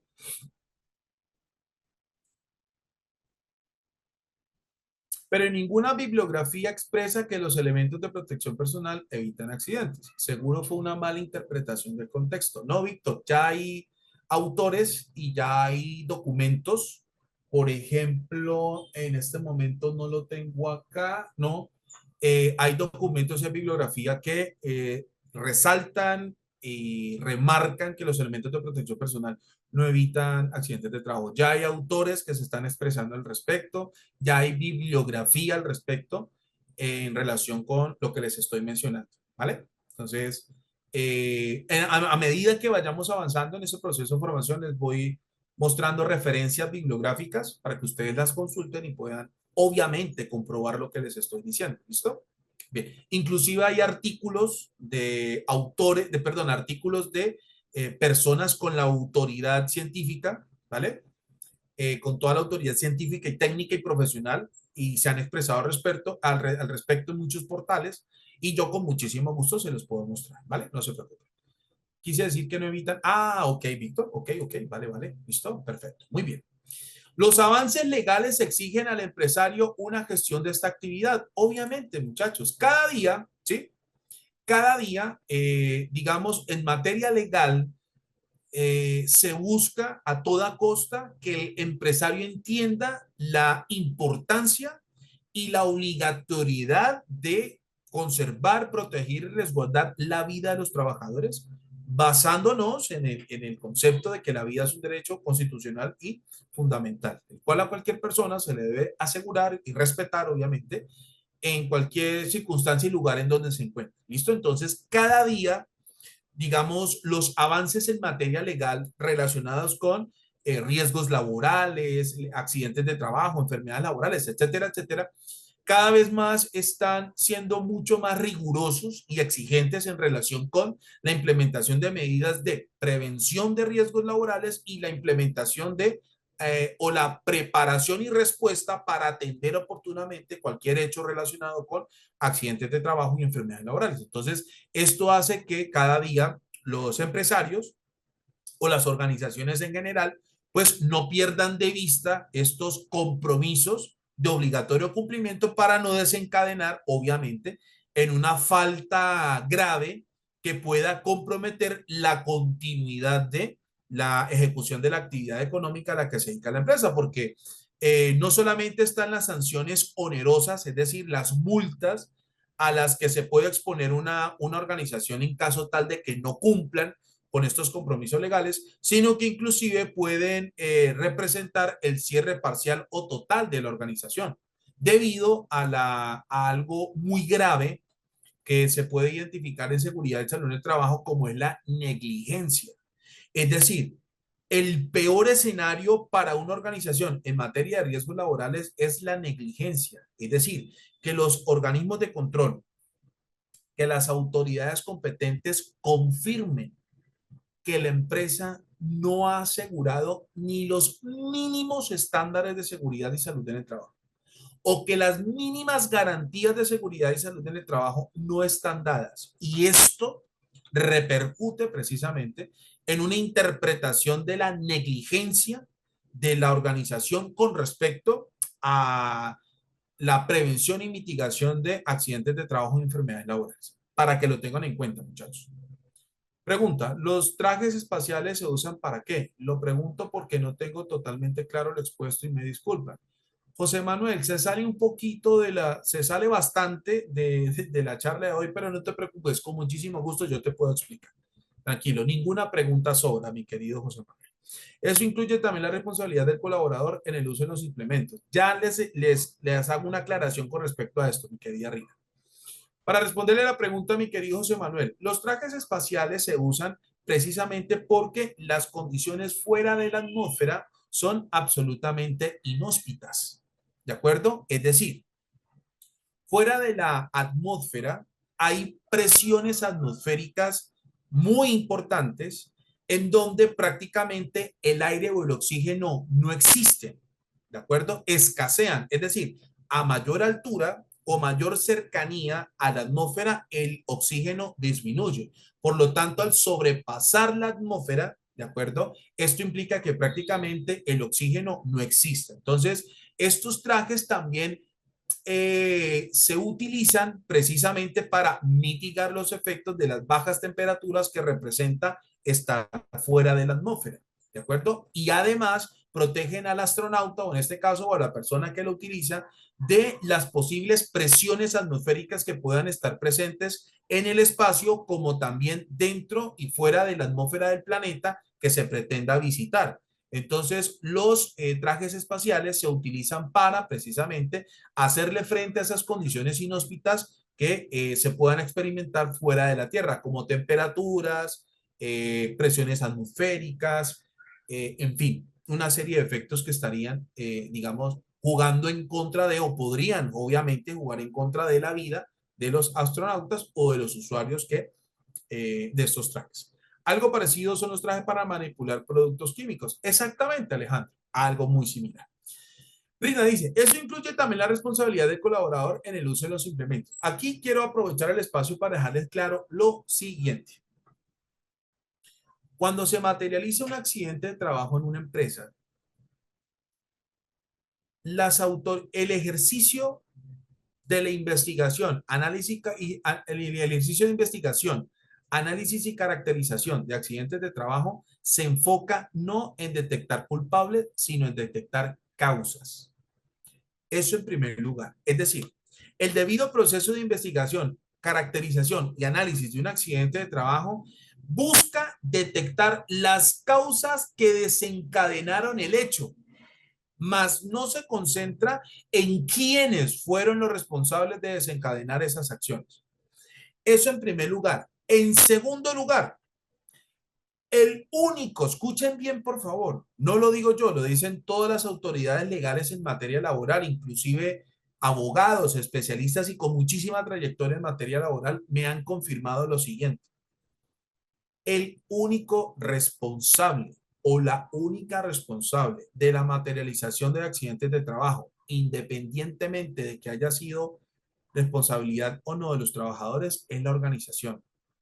Es decir, el empleador tiene que implementar a toda costa medidas de prevención, atención y respuesta ante accidentes de trabajo y enfermedades laborales. ¿De acuerdo? Es decir, una empresa no puede decir, no vamos a responder porque fue culpa o el trabajador fue responsable. Olvídense de eso. Eso no va a suceder.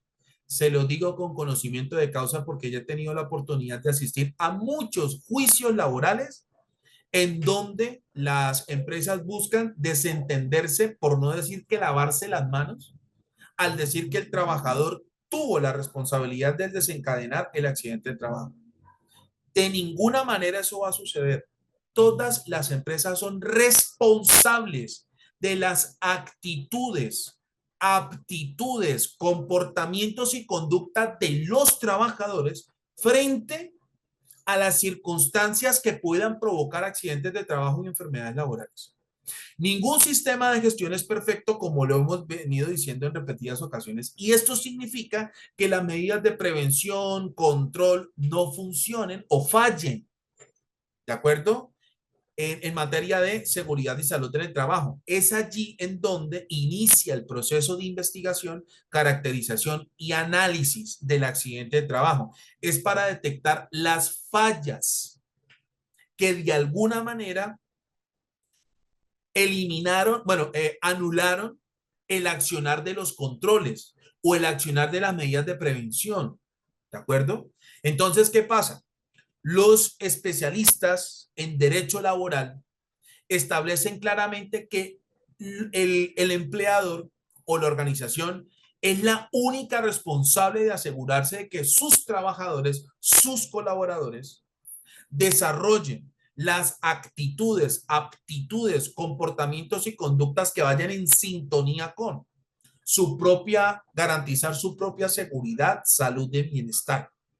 Entonces, en este caso, una organización que pretenda decir es que fue por culpa del trabajador, eso no va a suceder en un proceso legal, eso no va a suceder o no se va, la organización no se va a poder desentender de esa situación porque el trabajador está bajo el control, es decir, bajo la subordinación de la organización. ¿De acuerdo?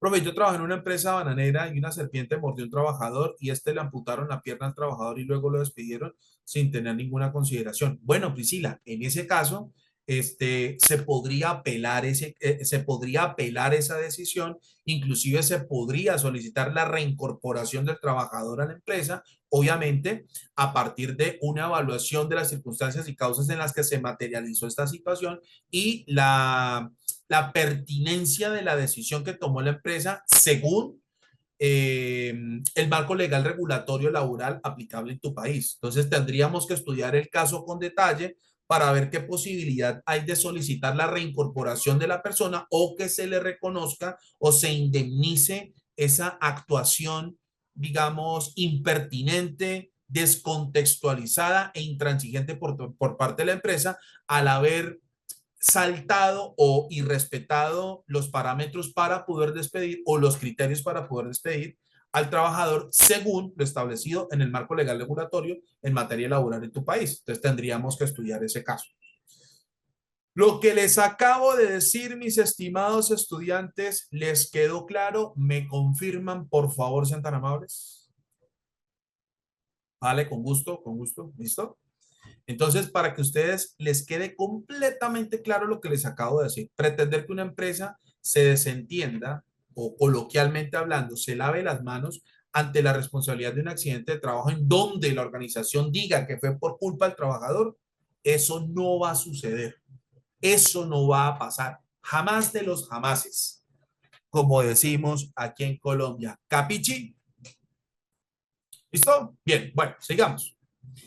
La dificultad de integrar la dificultad de integrar la prevención en la actividad empresarial. Esto es una dificultad que todo el tiempo, o digamos que esta es una situación que es muy persistente en las empresas. Es decir, algunas organizaciones pretenden que la gestión de la seguridad y salud en el trabajo es algo totalmente ajeno al desarrollo de su actividad económica y es exactamente todo lo contrario.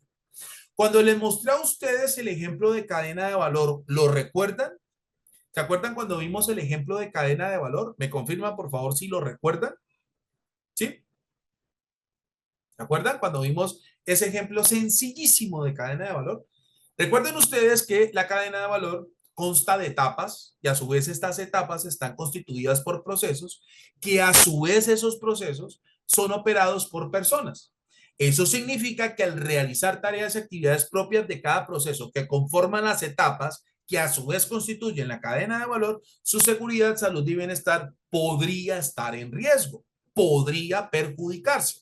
Entonces, ¿eso qué significa? Significa que la seguridad y salud en el trabajo va a girar u orbitar alrededor de el acción o la operación de los procesos que hagan parte de la cadena de valor. Eso significa que obligatoriamente la cadena de valor tendrá que integrarse.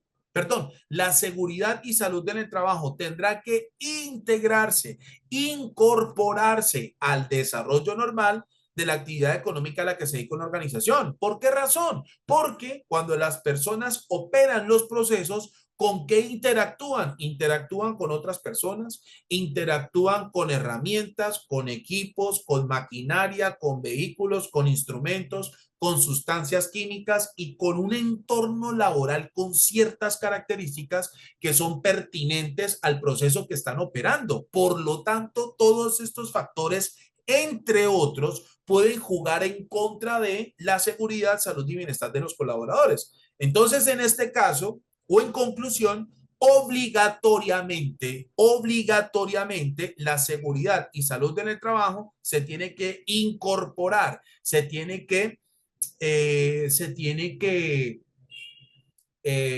adoptar o adaptar, más bien, adaptar al desarrollo normal de la actividad económica a la que se dedica la organización para que se garanticen esas condiciones mínimas de seguridad, salud y bienestar al operar los procesos o al momento de poner en marcha los procesos. ¿Me hice entender, muchachos? ¿Me confirman, por favor, sean tan amables?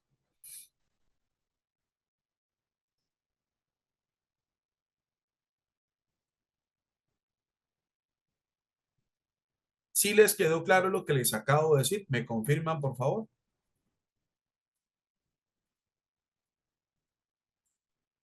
Bien, bueno, ok.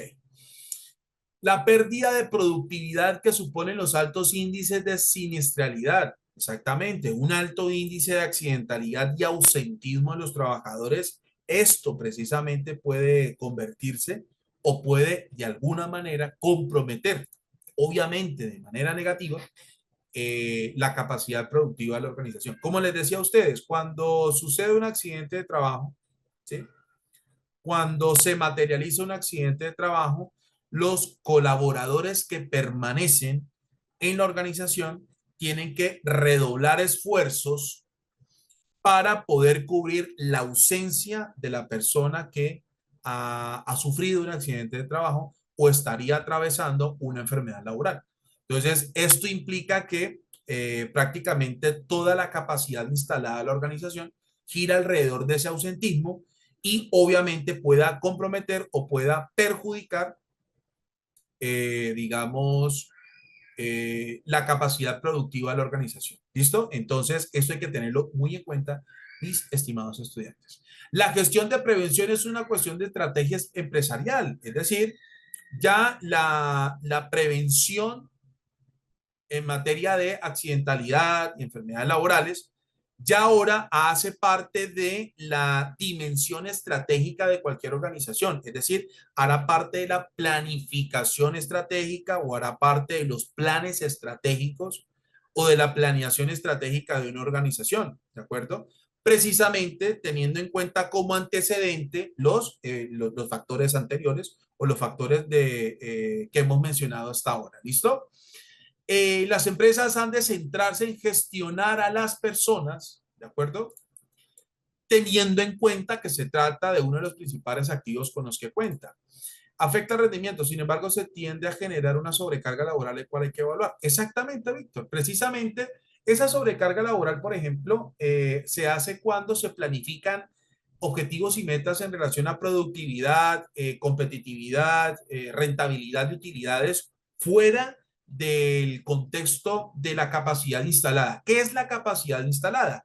El conjunto de recursos que cuenta la organización para llevar a cabo su actividad económica o también conocidos como infraestructura, ¿de acuerdo? La infraestructura comprende equipos, herramientas, maquinaria, vehículos, instrumentos, aparatos, etcétera, etcétera. Es decir, los activos de una organización, ¿de acuerdo? Entonces, ¿qué pasa? En algunos casos, eh, desafortunadamente, las aspiraciones o los resultados que espera lograr una organización en materia de productividad, competitividad, utilidades y beneficios económicos y financieros, etcétera, etcétera, normalmente se hace fuera del contexto de la capacidad instalada, llevando precisamente a que se materialicen estas sobrecargas o se materialicen una serie de medidas que van en contra de precisamente la seguridad, salud y bienestar de todos, porque se tienen que cumplir a toda costa estos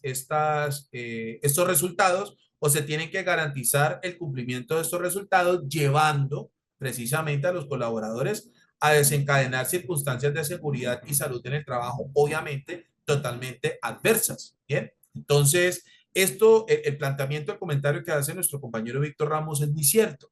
En algunos casos, la productividad representa la sobrecarga de tareas, la sobrecarga de actividades, y esto generará, obviamente, efectos negativos en la seguridad, salud y bienestar de quienes estén expuestos a estas circunstancias, ¿vale?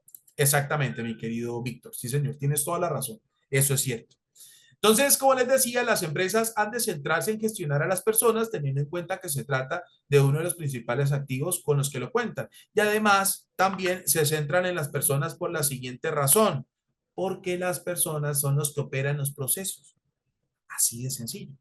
¿Bien? Es decir, las personas al participar de los procesos o al operar los procesos, por el simple hecho de entrar en contacto con esa capacidad instalada, automáticamente su seguridad, salud y bienestar puede estar en riesgo. Entonces, es allí donde nosotros hablamos de, por ejemplo, el autocuidado. Es allí donde nosotros hablamos del autorreporte de condiciones de trabajo y salud. Es cuando hablamos del reporte de actos y condiciones inseguras. Es cuando hablamos de la seguridad basada en el comportamiento, entre otras medidas. ¿Por qué? Porque la persona o los colaboradores de la organización son los que están en carne y hueso interactuando con todos los factores de peligro o circunstancias de peligro que pueden poner en riesgo su propia seguridad, salud y bienestar. Entonces, es allí precisamente, no lo digo yo, lo dicen las propias normas internacionales, es allí donde precisamente las autoridades competentes o las autoridades en materia laboral establecen que la organización tiene que gestionar a las personas, buscando precisamente que las personas asuman la responsabilidad de propender su propia o de propender su propia seguridad, salud y bienestar. Esto implica que bajo ninguna circunstancia la empresa se puede desligar de esa responsabilidad y pretender trasladar valga la redundancia, la responsabilidad de un accidente de trabajo al colaborador. Lo dicen las normas internacionales, como ustedes lo están viendo aquí en pantalla. ¿Listo, muchachos? Mis estimados estudiantes, todo lo dicho en la sesión de hoy les ha quedado claro. ¿Me confirman, por favor, sean tan amables? Sí. Vale, muchachos. Entonces, muchísimas gracias por su asistencia. Gracias por estar presente en la sesión de hoy. y nos encontramos el próximo sábado, porque entre mañana, jueves y el viernes, pues vamos a entrar a receso de Semana Santa, que sea un espacio de reflexión, que sea un espacio de regocijo, que sea un espacio de encuentro con sus familiares y aprovechemos estos días de reflexión para, obviamente, recargar baterías y poder continuar con nuestro proceso de capacitación y formación. ¿Listo? Gracias, mis estimados estudiantes. Gracias por su asistencia y nos encontramos el próximo sábado. Recuerden, el próximo sábado es a partir de las 8 de la mañana, hora de Colombia, para continuar con la presentación del sistema de gestión de la seguridad y salud en el trabajo e inmediatamente ese mismo día vamos a hablar del sistema de gestión de la seguridad e inocuidad de los alimentos. Un fuerte abrazo para todos mis estimados estudiantes, que pasen un resto de semana muy feliz, que Dios los bendiga y nos vemos el próximo sábado, muchachos. Un abrazo para todos.